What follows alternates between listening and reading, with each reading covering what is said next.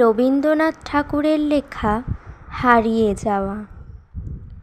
ছোট্ট আমার মেয়ে সঙ্গিনীদের ডাক শুনতে পেয়ে সিঁড়ি দিয়ে নিচের তলায় যাচ্ছিল সে নেমে।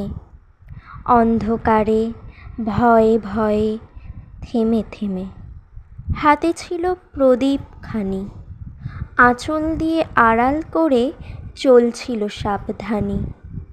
আমি ছিলাম ছাতে তারায় ভরা চৈত্র মাসের রাতে। হঠাৎ মেয়ের কান্না শুনে উঠে দেখতে গেলেম ছুটে। সিঁড়ির মধ্যে যেতে যেতে প্রদীপটা তার নিভে গেছে বাতাসেতে।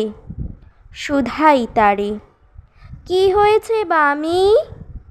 সে কেঁদে কয় নিচে থেকে, হারিয়ে গেছি আমি।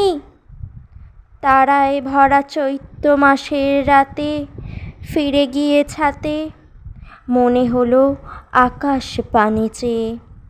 আমার বামির মতোই যেন অমনি কে এক মেয়ে, নীলাম্বরের আঁচলখানি ঘিরে দীপশিখাটি বাঁচিয়ে একা চলছে ধীরে ধীরে। নিপ্ত যদি আলো, যদি হঠাৎ যেত থামি, আকাশ ভরে উঠত কেঁদে, হারিয়ে গেছি আমি।